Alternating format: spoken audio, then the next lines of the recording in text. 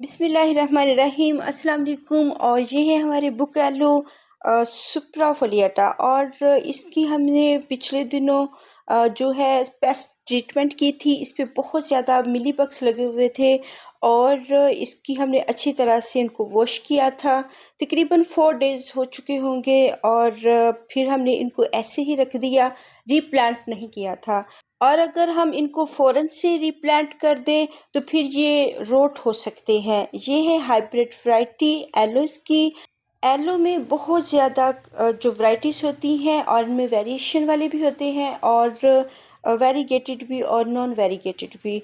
तो बहुत सारे अब इस पे पेस्ट लगे हुए थे, मिलीबग्स बहुत ज़्यादा थे। अब ये क्लीन है, साफ़ सुथरा हो चुका है। तो इसको अब हम रीप्लांट करेंगे। कभी भी ये जो एलो बुक है, अगर हम इसको धोते हैं, वॉश करते हैं, तो इसके जो लीव्स होते हैं सॉफ्ट होते हैं, वो रोट हो सकते हैं। फ़ौरन से रीप्लांट ना करें बल्कि उनको ड्राई होने दें 1 डे के लिए या 2 दिनों के लिए, 24 घंटे या 48 घंटे के लिए इनको ड्राई होने दें। लेकिन मुझे टाइम नहीं मिला, इसलिए मैं अब इसको रीप्लांट करूँगी। तकरीबन 4 डेज़ हो चुके हैं जब हमने इसको धोया था और ये देखिए कितने अच्छे से हैं, बल्कि ये और अच्छे हो गए हैं। तो इसमें जितने भी प्लास्टिक के कोई रैपर्स वगैरह इसमें चले जाएं तो सॉइल्स में से निकाल देने चाहिए। इसके अंदर हम प्लास्टिक ऐड नहीं करेंगे, वो बिल्कुल नहीं गलता है और ना ही वो डिकम्पोस्ट होता है। तो फिर वो हमारे प्लांट्स जब जड़ें बनाएंगे तो उसमें रुकावट बनेंगे। तो नीचे मैंने कुछ भी नहीं डाला है। इनके जो सुराख हैं, होल्स हैं, तो पोर्ट्स के नीचे मैंने ऐसे ही ये सैंडी सॉइल है और ये मिक्स है। इसमें थोड़ी सी पक्की सॉइल भी है जिसको चिकनी मिट्टी कहते हैं। हार्ड सॉइल जो है थोड़ी सी वो भी है, सैंडी सॉइल भी है और इसमें कंपोस्ट भी शामिल है और गोबर की खाद। ये सारी मिक्स जो सॉइल है वो नर्सरी वाले बना कर रखते हैं। उन्होंने एक मरतबा ही इसको बना कर रखा होता है। तो हमने अब जो है इसमें कोई भी चीज़, कोई खाद वगैरह ऐड नहीं करनी है। थोड़ी सी मैंने देखी है कि कंपोस्ट थोड़ी सी है, अगर ज़्यादा होती तो फिर मैं इसको थोड़ा सा चेंज करती। सॉइल ठीक है तो ये सकुलेंट्स के लिए, ये एलो के लिए अच्छी है।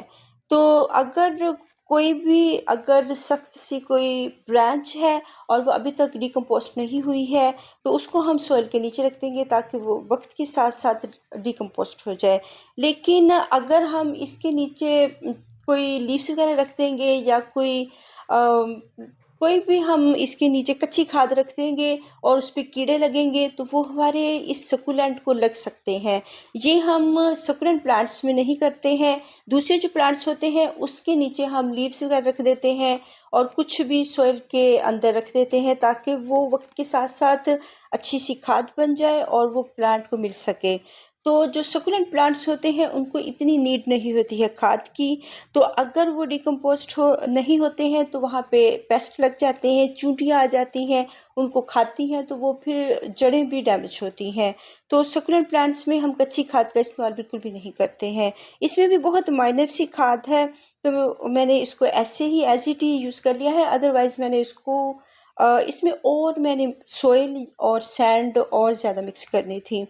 तो मुझे कहीं-कहीं वो खाद नज़र आई है, ज़्यादा नहीं है। लीफ कंपोस्ट उन्होंने कहीं डाली होगी और वो डिकम्पोस्ट हो चुकी है, वो कच्ची नहीं रही है। और इसकी जो एलो बुक एलो है सुप्राफोलिएटा, इसकी जो रूट्स हैं, जो इसकी ब्रांच है वो बहुत लॉन्ग सी है। तो इस तरह के जो प्लांट्स होते हैं उनको लॉन्ग पॉट्स की ज़रूरत होती है, लंबे होते हैं और जो डीपली जाते हैं तो उनको लंबे वर्टिकल जो पॉट्स होते हैं उनकी ज़रूरत होती है।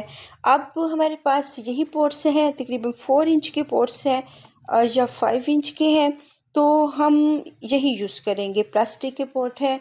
और ये सुप्राफोलियाटा में वैसे जो अमूमन मैंने देखे हैं एलोज़, वो इतनी रूट्स नहीं बनाते हैं लेकिन ये बहुत रूट्स बनाता है। ये मैंने एलो देखा है क्योंकि इसमें मुझे लग रहा है कि ये वेरिएशन वेरीगेटेड है, हाइब्रिड वैरायटी है जो कि गेस्टर और एलो के कॉम्बिनेशन से बनी है। तो मुझे लगता है कि इसमें दूसरा प्लांट भी ऐड है। अब वो कौन सा है ये मुझे नहीं पता, लेकिन इसकी रूट्स काफ़ी ज़्यादा है। अगर खाली ये एलो होता तो इसने इतनी रूट्स नहीं बनानी थी। तो इसको हम अगर कोई लीव से टूट जाते हैं तो कोई बात नहीं, और भी नए जो लीव्स हैं वो आ जाते हैं। तो अगर रूट्स ठीक हैं और इसकी ब्रांचेस ठीक हैं, गली सड़ी नहीं है, तो फिर ये बहुत हमारा प्लांट हेल्दी है। और लीव्स तो आती रहती हैं और इसकी लीव्स टूट भी जाती हैं। एलोस की जो होती है, बाज़ औक़ात ज़ोर से पकड़ने से अगर हमने इनको वॉश किया फिर भी इनकी लीव्स कुछ टूटी हैं, तो ये नई आ जाएंगी। और हमारा प्लांट्स बहुत हमारे हेल्दी हैं, इन पे अब पेस्ट नहीं है, तो इसको अब हम रीप्लांट करेंगे। कच्ची सॉइल बिल्कुल भी यूज़ नहीं करेंगे। अगर लीफ कंपोस्ट या गोबर की खाद थोड़ी बहुत शामिल है और वो डिकम्पोस्ट हो चुकी है और ये सॉइल अच्छी सी बन चुकी है, तो इस ये बेहतर है इनके लिए। अगर ये जो लीव्स टूटे हुए हैं इनको भी हम रीप्लांट कर लेंगे और इससे भी न्यू बेबीज़ आ जाएंगे। जो लीफ से बेबीज़ आते हैं वो बहुत टाइम कंज्यूमिंग होते हैं, बहुत लेट आते हैं। लेकिन अगर इनको हम पप से, इनके बेबी से अगर हम इनकी प्रोपगेशन करते हैं तो वो 1 साल में तो काफ़ी ज़्यादा आ जाते हैं। अगर ये मदर प्लांट बन चुका है तो 1 ईयर में ये बहुत सारे बेबीज़ प्रोवाइड कर सकता है। अगर बेबी है तो फिर उसको 2-3 साल लग सकते हैं न्यू ऑफसेट्स निकालने में। तो इसके लिए कच्ची खाद नहीं यूज़ करेंगे, ये बनी बनाई जो सॉइल होगी, डिकम्पोस्ट होगी अच्छी तरह से, वो हम ऐड करेंगे। और नीचे कोई कच्चे लीव्स नहीं डालेंगे सुराखों पर, वरना वो वक्त के साथ साथ जब डिकम्पोस्ट होंगे या उनके ऊपर पेस्ट वगैरह लग जाते हैं तो वो भी हमारे प्लांट को ख़राब कर सकते हैं। और अगर हम इनको अब वॉश कर लिया है, अब हम फ़ौरन से रीप्लांट नहीं करेंगे, वरना फिर भी हमारे प्लांट्स रोट हो सकते हैं, ख़राब हो सकते हैं। तो इसको हम 2 डेज़ के लिए या 1 डे के लिए इसको अच्छी तरह से ड्राई करेंगे इनकी सॉइल को। जैसे ये एक प्लास्टिक का बॉक्स है, उसके अंदर इनको मैंने रखा हुआ था और 2-3 दिन ये शेडी एरिया में पड़ा रहा है। इसको धूप में हमने नहीं रखना है। और वैसे भी बुक एलो जो है इसको बहुत ज़्यादा धूप पसंद नहीं है, इसको पार्शियल सी लाइट पसंद है। अगर बहुत ठंडे इलाके हैं और हल्की सी ठंडी सी धूप है, वहाँ पे इसको हम धूप पे रख सकते हैं। अगर मेडोस एरिया है तो वहाँ पे हम इसको धूप वाले एरिया में नहीं रखेंगे, ये पार्शियल लाइट में रहेगा। और गर्मी है, अभी तक नवंबर का मंथ है और सर्दी बिल्कुल भी नहीं है, तो अब हम इसको पार्शियल लाइट में रखेंगे। आप अपने एरिया के हिसाब से ही इस प्लांट्स को रखते हैं। जो ठंडे इलाके होते हैं उनके अगर वो सूरज की रोशनी में रखते हैं तो हम उनके पीछे नहीं चल सकते हैं। हमने इनको इंडोर के तौर पे लेना है। इंडोर बिल्कुल वो वाला एरिया ना हो कि जहाँ पे धूप बिल्कुल ना आती हो, बल्कि वो एरिया हो जहाँ पे पार्शियल सी लाइट आती हो, छन के धूप आती हो, तो वो वाला एरिया हम इनके लिए लेंगे। बिल्कुल ही हम लो लाइट में रख देंगे, ये लैगी हो जाएंगे, फिर भी ये रोट हो सकते हैं अगर पानी ज़्यादा हो जाए तो। और अगर हम इनको बिल्कुल रखते हैं पार्शियल सी लाइट में, तब तो फिर बिल्कुल भी इसको पानी देना भूल जाएं 1 मंथ के लिए। क्योंकि अगर ये बिल्कुल भी इसकी सॉइल ड्राई नहीं हो रही है और पार्शियल लाइट भी नहीं है, आप इसको शेडी एरिया में इंडोर के तौर पे रख रहे हैं, तो फिर 1 डेढ़ माह के बाद ही इसको वॉटरिंग करें। अगर हम इनको एक पॉट में एक भी लगाएं तो ठीक है। अगर हमारे पास जगह नहीं है इतनी, हमारे पास इतने पॉट्स नहीं हैं, तो हम 2-2 भी लगा सकते हैं। और अगर इनके जो बेबीज हैं छोटे छोटे, वो भी हम इनके साथ ऐड कर सकते हैं। और जो ये एलो है ये बहुत हैप्पी रहते हैं। इनको अगर अकेला अकेला लगाएं तो ये इतने हैप्पी नहीं होते जितने कि ये बल्क की सूरत में, बंचेस में ये हैप्पी रहते हैं और साथ में जुड़े जुड़े से हैप्पी रहते हैं। फिर ये अच्छे से बेबीज़ भी अपने डेवलप कर लेते हैं। तो इसलिए इनको हम पास पास लगाएं तो ये इनके लिए बेहतर होता है। और जो बिगिनर्स होते हैं उनको कभी भी बिग पॉट में नहीं लगाना चाहिए। अगर मैं इनको बिग पॉट में सभी को लगा देती तो मैंने 2 माह तक, 2 मंथ तक इनको मैंने वाटरिंग बिल्कुल नहीं थी करनी। अगर हम इनको बहुत बिग स्पेस दे देते हैं फिर हम उतना ही पानी को भी लेट कर देते हैं। और अगर बिग स्पेस में हम लगा रहे हैं इनको और वो 1 मंथ तक पानी ड्राई नहीं हो रहा, और जब वो होता है तब से हम इसका टाइम काउंट करेंगे और वहाँ से फिर इसको ड्राई रखना शुरू करेंगे। और ये ड्राई सोल में 1 मंथ के लिए अच्छी तरह चलते रहते हैं। अगर हम ज़मीन में लगाते हैं तो फिर बारिशों के सर पे छोड़ दें, फिर कभी भी वाटरिंग ना करें। सॉइल अगर ज़मीन के अंदर लगे हुए हैं तो वहाँ पे ये जब भी बारिश होगी तो ये खुद ब खुद इनको पानी मिल जाएगा, हमें फिर टेंशन लेने की बिल्कुल ज़रूरत नहीं होती है। लेकिन अगर हम पॉट्स में लगाते हैं तो यहाँ इनको वॉटिंग करनी पड़ेगी, 1 मंथ के बाद कर लें, लेकिन ज़्यादातर इसको ड्राई ही रखें। और इनके जो लीव्स होते हैं इनमें पानी मौजूद होता है, जिससे इनकी नीड पूरी होती रहती है।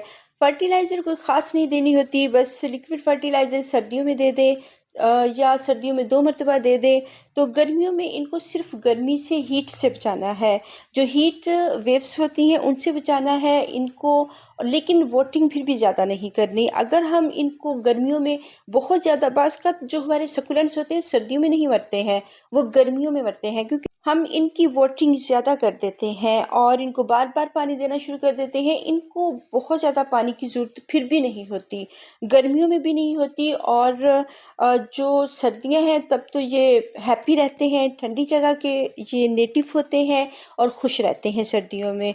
और जो फ्रोस्ट वाले एरियाज़ हैं वहाँ पे भी हम इनको इंडोर कर लेंगे, इनके ऊपर कोई बर्फ़बारी, कोई इन पे यालाबारी नहीं होनी चाहिए, तो तब भी ये ख़राब हो जाते हैं। तो ये नॉर्मल से टेम्परेचर को पसंद करते हैं, तकरीबन 25 से लेकर और 35 या 40 से नीचे नीचे जो टेम्परेचर होता है, और 40 से नीचे वाला टेम्परेचर ये बहुत लाइक करते हैं। और जब 2-3 ईयर्स में हमारे पास इतने अच्छे से प्लांट्स बन जाएं और बहुत सारे हो जाएं तो इसकी हमें बहुत खुशी होती है।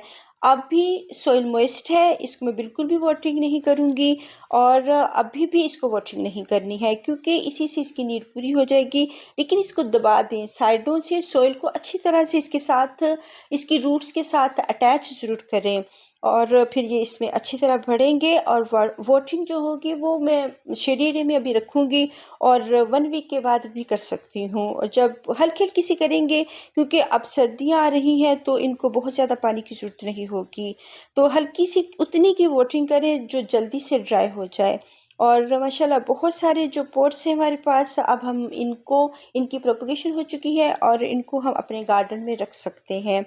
तो काफ़ी ज़्यादा हम इनको कर सकते हैं, बहुत ज़्यादा धूप से बचाएं, वाटरिंग ज़्यादा ना करें इनको। अल्लाह हाफिज़।